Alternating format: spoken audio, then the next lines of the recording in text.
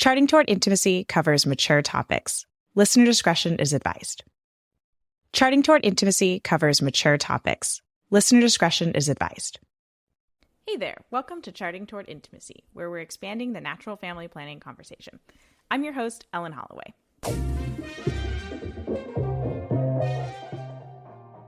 All right, here we are. This is we decided to throw in a bonus episode. And it's actually, we're recording a little last minute. Yeah, super last minute. And I usually don't do this. I don't record and put out an episode this soon. So it's Friday and this episode's going out on Monday. I usually give it a couple weeks. but I was if we say something, I was feeling like this was necessary. Questionable. Yeah. Yeah. I was feeling like this was necessary to chat about because Valentine's Day is today that you're listening to this, or maybe it's not. This is the day that this episode is going out, is Valentine's Day. And I feel like this happens so much when we're using natural family planning, is that a special occasion, like say Valentine's Day or your anniversary or vacation, falls. Even your birthday. Yeah, or your birthday. Oh my gosh. You can't even wear your birthday suit now. Not without some serious consequences. Yeah. I mean, you can wear your birthday suit. If you want to, that's fine. That's fine. You're just going to have to either really restrain yourself or be okay with what comes next. Oh my god. Which is fine too, right? It is. That's the beauty of it. We can make these decisions. That's what we talked about, right? Sometimes you just throw the rules out the window. Exactly. If that's what your marriage needs, you just throw them out the window. You rely on God. Yeah. So these special occasions, they fall during our fertile time when we're trying to avoid. And it's your brain and your mind is so frustrated with it. And especially, I feel like Valentine's Day is one of the worst because things like your birthday or your anniversary or vacation, aren't coinciding with the rest of the world. Right. Right. But Valentine's Day, everybody on the planet is oh my gosh, this is the day to be romantic with your spouse or your significant other. And I seriously, okay, because of the work that I do on Instagram, all of my ads are either for certain kinds of sexual products or certain kinds of clothing, or love that algorithm. Really just anything in that range. Some of them I'm oh, this is an interesting ad. I'm going to look into this. Yeah. And then others I'm ooh, that's appropriate. That's not within church teaching. I'm right. Sure. So anyway, all of my ads lately have just been about oh, you need to buy this, sexy lingerie to look good for your husband. Or, I did get a funny ad yesterday about meat flowers that I needed to buy my husband meat flowers. Are you that was joking? An interesting one. Meat flowers. Yeah. That's it was so beef jerky, funny. Shaped like flowers. All right. Anyway, not the topic we're talking about today. I just wanted to mention that. It was really interesting. So the whole world is saying you need to be intimate with your spouse, and you and your spouse are I really, really want it, but we don't want a baby right now. For example, I am postpartum right now. I'm only 5 months postpartum. It's just not the time. It is not the time. And because postpartum is so up in the air, I don't know. I actually don't know. Yeah. At this point, if I will be if it will be a green day or red day, I have no idea. Mm-hmm. We'll find out on Monday. That's how. Yeah. Well, actually, I mean, I guess I could find out today or before Monday if it would definitely not be. Anyway, doesn't really matter. Postpartum protocols. Yeah. So what do we do? What do we do? This happens. Yeah. I mean, there's always the classic board game night, yes. Classic. We love to talk about. We love board games. This is when you board games and movie nights, those really fun things that are just I do like board games. I don't want to. Oh my gosh. I love board games. Harp on board games too much because they can be really fun. But I hate when board games are always the suggestion. It's oh, okay. Exactly. It's in your fertile time, like, oh, just go play board games. Like, because it's an appropriate substitute for like the marital embrace. Yeah. It is not. Board games are not a replacement for sex. Sorry. That's not how it works. I mean, they're great. They're fun, but they're just not sex. They're not. Anyway, so I'll tell you, Ellen, that I sort of broke this up. What do we do? Because I'm going to be totally honest. We are really bad at answering this question. What do we do now? I mean, I'm pregnant this Valentine's Day. So, we're one of the lucky ones, but yeah, you are. Yeah, but we have not always been, right? There's been plenty of anniversaries, Valentine's Days, weekend trips, whatever it is, where it's a no-go. It's a red day. And you're just like, well, this really stinks. I feel like the weekend trip is like one of the worst, right? Because you're especially when you have kids, like the weekend trip when you have kids. Yes. And you're like, yes, like we're going to be staying in a quiet hotel room. And it's like, yep. Yeah. It's awful. It is awful when you are fertile and trying to avoid.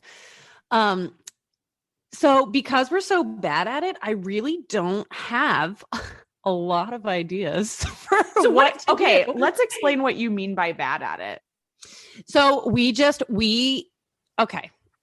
maybe a little bit of background. Actually, if you listened to the episode that Ellen and I did when I just told my NFP story, you will have an idea of our relationship. My husband's love language is technically physical touch, but more specifically sex. Like that is it.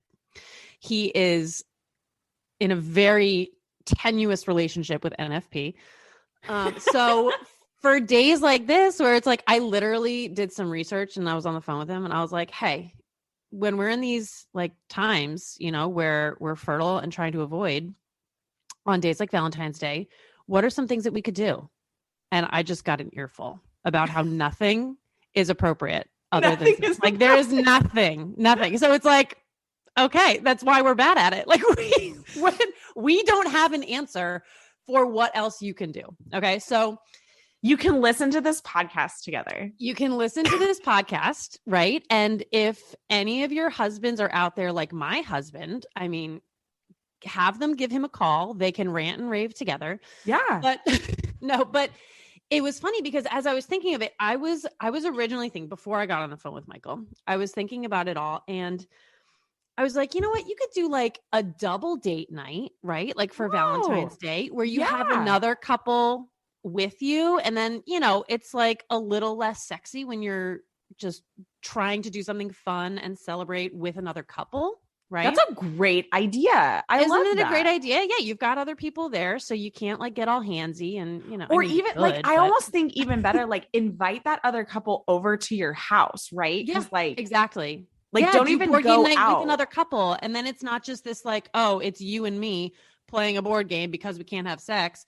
It's like, let's have friends over and do something fun, celebrate. I love that because, and again, I think the most important thing here is anything we're going to say on this podcast is not a replacement for sex. Correct. Because there is nothing that can replace sex.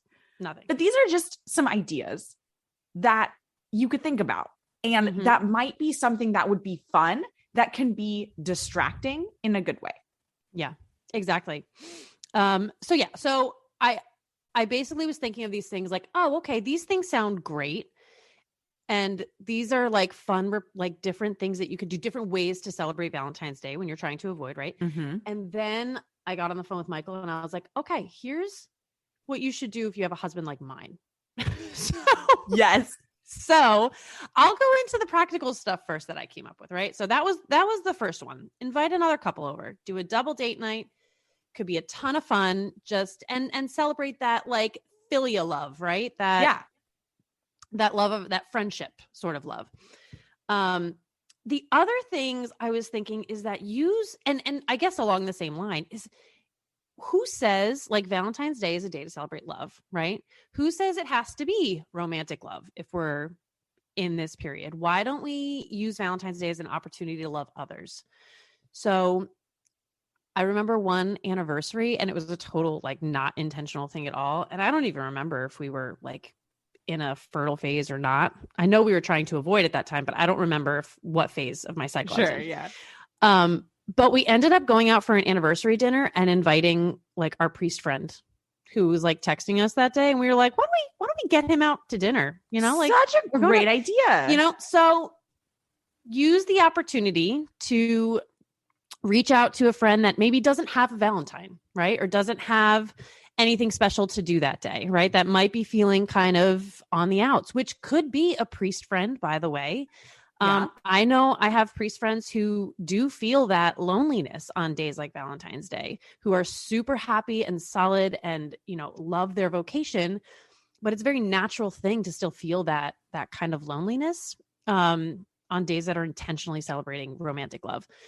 So yeah, invite one of them out, you know, go out to dinner with them, sort of along the same lines of, yes, you're not alone then, you know, like you're not in this situation where you can get all handsy and you're tempted to, you're with somebody else, you know, so that would be really awkward if you did that. Yeah, exactly. Yeah. The other idea I thought was if you have kids, take your kids out on a date. Yeah. It's like, you know, you split up, you know, mom takes your son out and then dad takes the daughter out, or, you know, or you just take them out together, whatever it is. Or like just do like a big family movie night and like everybody exactly cuddles together. I saw this hilarious thing on the, like, you know, the NFP Catholic style Facebook group. Yes. I do. And like somebody posted and was like, seriously, like, what do you all do when like you and your husband both really, really want it, but like, it's just not a good time to have a baby? And like, there was this hilarious comment and they were like, put a toddler between you two. Sleep with like, a baby in your bed. Co-sleep that night. Grab the kid, stick him in between you two. Nothing's going to happen then. And here's the hilarious thing. Like if I did that with my kids, if I was like one of them, hey, come on, you get to sleep with us. Like they would be over the moon. Right? I mean, they end up like coming in, you know, there's always somebody coming in. Although last night, 2 nights in a row, we were baby free. It was amazing. Oh my gosh. Congrats. Thank you. It was great. But oh my gosh, if I told my 8-year-old, hey, come on, you get to sleep with us tonight. I mean, that would probably be her love language. Like I get to sleep with mom and dad tonight. That's amazing. You know? So yeah, absolutely. Do something to show your kids you love. Focus the day on your kids, you know, showing them that you love them versus just your spouse. The other thing which I thought of, and I was like, oh my gosh, I'm totally doing this on Monday, even though I don't have to abstain, is sit down with your kids. We talked about love languages in our OG episode. Sit down with your kids and have them take the love language quiz for kids. Great. Yeah. Right? Like really just take them all. I mean, my kids love, they do like the Harry Potter quiz. They did that, like, you know, like taking those like online quizzes where it's like, oh, you get assigned something. Yeah.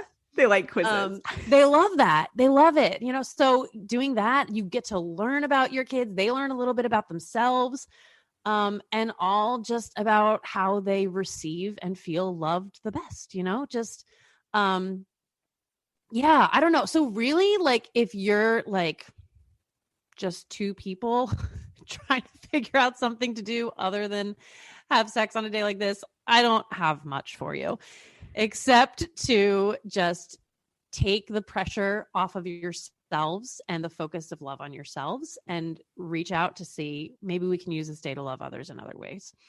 I love that idea. Just like turning it outward. And exactly. I think that is a great, like, holy distraction, like loving other people outside of your relationship. I think that's fabulous. Yeah. I love the idea of like showering some love on your kids, or specifically like reaching out to someone who feels kind of alienated or isolated on a day like Valentine's Day. Or like, I honestly, I love that you, on like an anniversary, you invited a priest friend out to dinner. Like, how great. Like, we joked about it for a long time afterwards. We were like, how did you just crash our anniversary dinner? It was like, he did it. Like, we were like talking to him earlier in the day. And it was just like, you know what? Like, it's been a while. Let's like get him out. We're going out anyway. It's like, it's our anniversary. It's like, it's fine. It's not a big deal.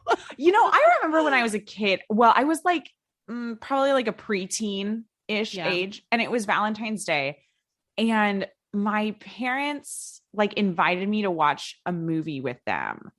And I was like, but it's Valentine's Day. Like, shouldn't this like just be about you guys? And they were like, well, no, because like there's so much more to like our love as mom and dad than just the two of us. Like, you know, this is you're like a part of our family, you're a part of our love.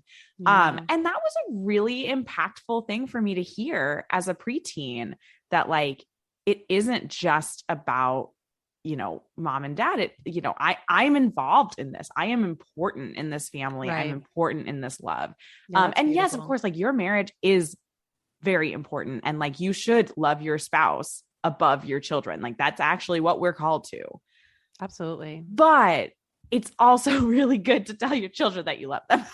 Yeah. And you know, it doesn't necessarily have to be every Valentine's Day that you do that, you know, maybe just reserve it for the Valentine's Day where you are trying to avoid and you find yourself fertile, you know? But I think it's a really, like you said, it does send such a great message to your kids, because they are the fruit of your love, you know? Right. So yeah, that's a cool thing. Your parents did that. I love that. Yeah. And it's so funny. Cause like my parents didn't even practice NFP. Like, I don't know why they invited me. I mean, well, didn't feel like I know why they invited me, because they wanted to invite me. Right. Like, but like, I know it wasn't because of this circumstance. Right. Sure. You know, and I think something that's really important on this topic is sit down with your spouse and say, you know what, this sucks. I literally had this in my notes. Do you really? Yeah. This is all part of if your husband's like mine, right? Okay. Let's jump into that category then. All right, here we go. If your husband's like mine, here's what you do. You tell him it sucks. You recognize that it sucks. You just like be in that with him. You be experiencing the pain of it, the sacrifice of it together, because like we're talking about, like, what else can you do? And this was my husband's main point, was like, nothing else matters. Like there is no substitute for having sex with your spouse, for renewing your marriage vows. Like you can't substitute it. Right. So, and I think again, if your husband's like mine, to go to him and say, hey, we can't celebrate in the way we'd like tonight. What else can we do? They're just going to be like, there's literally nothing. Yeah. Like they're not going to give you ideas. They're not going to want other ideas. What they're going to want is for you to feel that pain with them. And that is what my husband wants. He wants me to feel the loss. He wants me to feel the pain. He wants me to be in it with him, not just be like, oh, miss, positivity. Oh, it's all right. We could do other things. Like, no, there's literally nothing make it else. Worse. Like, right. Exactly. It's like, to him, that's just going to like enrage him. Right. Like the fact that you think we could do other things that would be a sufficient replacement for this is infuriating. Yeah. Because there's not, he wants you to be, mine wants me to be in that with him. And like, that is good. Like that can be a point of connection. Just being like, yeah, this sucks together. That's all right. Like we're here, we're in it, we're suffering through it together. Right. The other thing that is huge for us is if you are likely to be in in your fertile phase and trying to avoid, to let him know that as soon as possible. Oh, yes. Oh my gosh. Yeah. Don't Maybe we should just like put this episode out today instead of like. That's true. That's true. This isn't going to help you on Valentine's Day. But yeah, in the future for other events and things that might come up, don't wait until the day of to drop the bomb on him that this is not, it's a red light day and it's not going to happen. Because again, if he's like my husband, that's going to be too late. It's going to be, I wish I knew ahead of time so that I could really have prepared mentally for this. But instead, he spent days prior building this up in his head, really excited for it. And even if you're not sure, but there's a possibility, just prep him for that. Being like, hey, not 100% yet, but I just want to prepare you now. There is a good chance I might be in my fertile phase, so right. Because depending on your method, you may or may not like Exactly. know a couple days ahead of time. And also like depending on what rules you're using, Right. that kind of thing. It might be the kind of thing where you do find out that day, or like if you're postpartum. Yeah, that's true. Yeah, you're in a tough spot with that one. But like again, I think that is so key is tell him as soon as you know. Yes, exactly. I might have a baby come in and interrupt us in a second. That's okay. But sorry in advance, everybody. The last thing I was going to say is that, and we have done this in the past, not necessarily, I'm sure we have at some point for like TTA reasons, but mostly for financial reasons, cancel Valentine's Day and reschedule it for a week later. Oh, fabulous. Yep. Who says it has to be on February 14th, right? I mean, and it is, we like looked around, those menus for Valentine's Day are expensive. They are. And the same restaurant a week later will serve you something very similar. Exactly. And let's talk about half price candy too. Like you go buy it the next day. Buy candy. I told my husband, because I'm like doing a specific like eating plan. I'm like on this like eating fitness plan right now, and it ends on February 20th. And he was just like, oh, like I'll get you something for Valentine's Day, but I'll just like put it in the counter. So I was like, dude, buy it after Valentine's Day. Yeah, exactly. It's if like, I'm not going to eat it until after Valentine's Day, like buy it afterwards. Yeah. It's just all capitalism, so it's fine. I mean, like by all means have a day to celebrate love. Like I love that. Yeah. But why does it? Yeah. Everything's so expensive. Just like push it off a week, I mean, and again, we've done that like most years. We've kind of been like, let's not do it this weekend. Let's go next weekend and just, have it be our Valentine's Day. Right. But I mean, yeah, if you're trying to avoid, even better, it's like, all right, the rest of the world can celebrate today. We'll celebrate it in a week, and it's going to be way better than if we celebrated it today. Yeah. I agree. I mean, yeah, you don't have to follow the rules all the time, just right. Like pick it up a little bit. Let's take like any other holiday, like your anniversary. You could celebrate it a week later. You could celebrate it a week earlier. Like, yep. Mm-hmm. That's totally fine. Exactly. It doesn't have to be on that. I mean, do something special if you can, especially if you're talking about an anniversary or a birthday or something like that. But if you're looking for like a real, like all out celebration and you can't, just push it off a little bit. Yeah. No big deal. And let's just note on like anniversary specifically, every time that you and your spouse come together, you are celebrating your anniversary. Touche. So very true. So keep that one in mind. True. Yeah, exactly. Oh man. So yeah, that's kind of what I suggested. So if people were, you know what I forgot to mention? If you are somebody whose husband is not like mine, and you're both awesome with just taking the opportunity to build like non-sexual intimacy on this day, first of all, power to you. That's fantastic. I'm a little bit jealous. That's not either of our cases. Our husbands are both physical touch people. Exactly. But if you are, I recently found, and we haven't used it yet, but I plan to. My husband doesn't know this yet, but there is an app called, what's it called? Gottman Card Deck, which is out of the Gottman Institute, who it's John Gottman, Dr. John Gottman, who's like the world-renowned marriage therapist. He's got a whole card deck app, so it's free, and you can browse all of these cards with like these different prompts for questions just to build intimacy and just to kind of get to know each other. And there's all different, I just downloaded it. There's all different categories. There's one called love maps. There's open-ended questions, rituals of connection, opportunities, so things you guys can actually do, date questions, sex questions. Probably skip the sex questions. Yeah, I don't do that one like on, this day, particularly what we're talking about. But like talk about those, but like probably not on a day you're trying to. Right.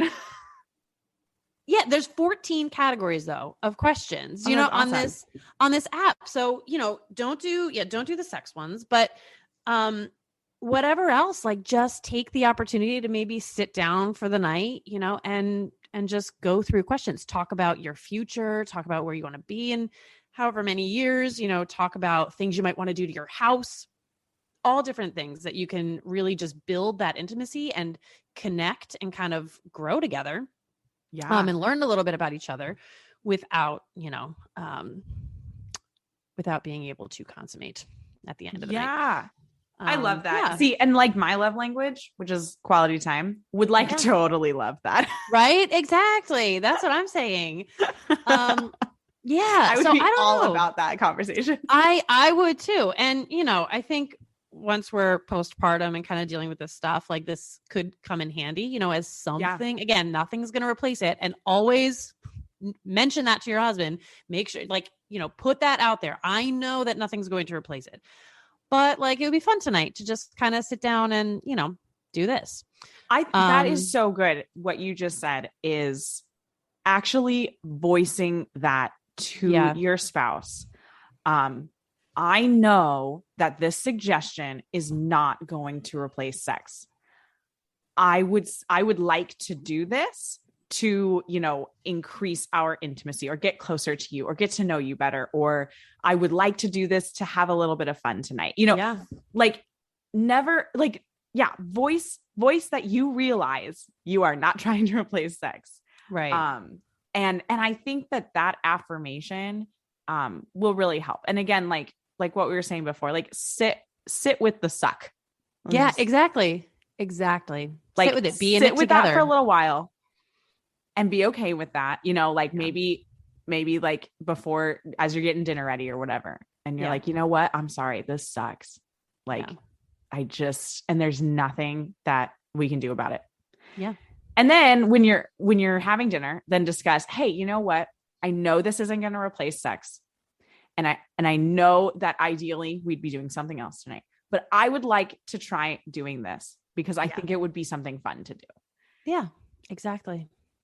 Done. There's your conversation. That's what you can implement today. I know a lot of the things that we said, I'm realizing, man, we should have recorded this episode and put it out a week ago.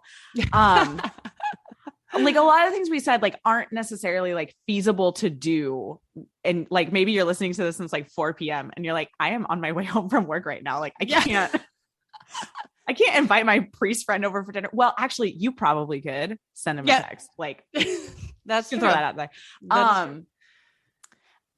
And and you're like, oh, well, I couldn't like go on a double date now. Like our friends are busy. They already have plans, blah, blah, blah.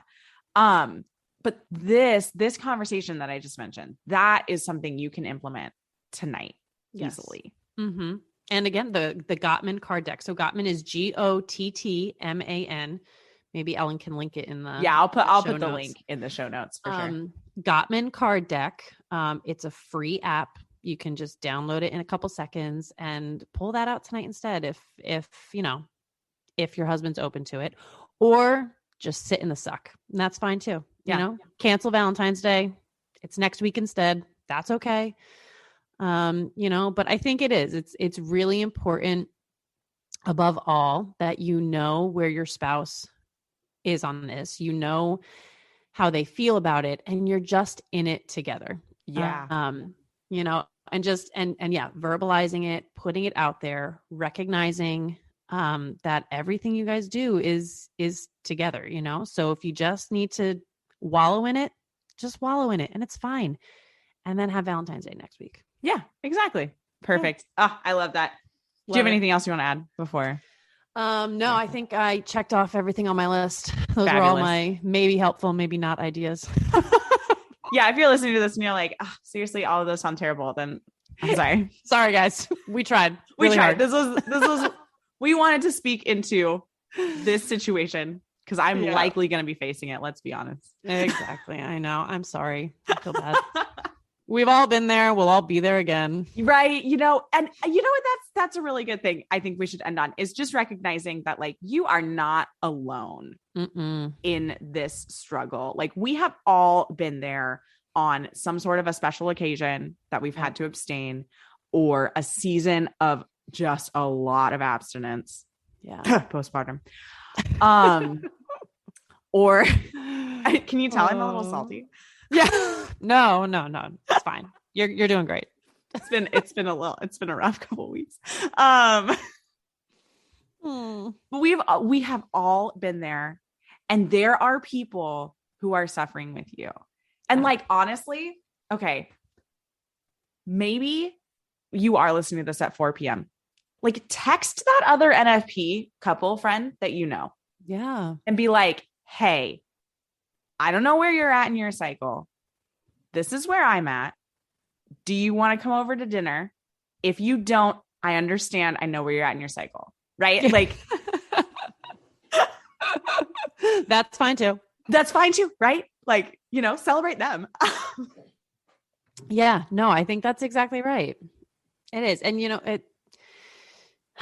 yeah, it is. It's a poopy situation that none of us like to be in, but we've all been in it. We'll all be in it again.